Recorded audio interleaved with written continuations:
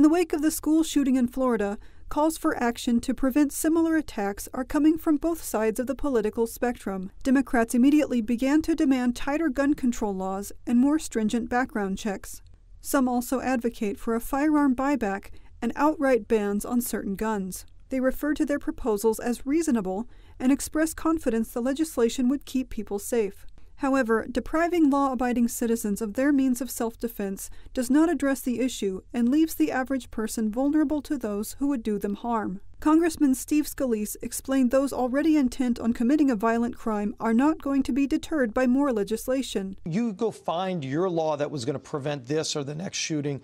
And first of all, whatever criminal did these actions violated a whole host of other laws, too. So if you think there's some magic unicorn law that's going to stop it from happening, just keep in mind he violated probably dozens of laws already, including murdering people. It's against the law. Disarming the public would leave people dependent on law enforcement, which cannot protect the public from all threats.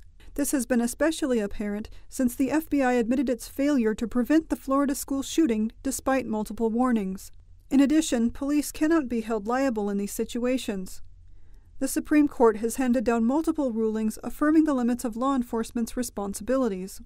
In the case known as Warren v. District of Columbia, the Supreme Court said the police had no specific legal duty to provide protection. The same doctrine has been upheld even in cases where a restraining order was in place. When a crime is in progress, seconds count, and the average police response is several minutes. A firearm is the best or only option if you face a bigger, stronger attacker, numerically superior group of attackers or multiple attackers, or obviously an armed attacker. You need a firearm for any one of those circumstances. And in the United States, a nation was created where the right to self-defense is a fundamental human right. Every day in America, there are people that use guns to stop crimes, to defend their own families. That's what our founding fathers wrote about, by the way. They believed in an innate right of people to have guns for self-defense. A right which is enshrined in the Constitution and delineated in the Second Amendment, which says the right of the people to keep and bear arms shall not be infringed. Rachel Walker, One America News.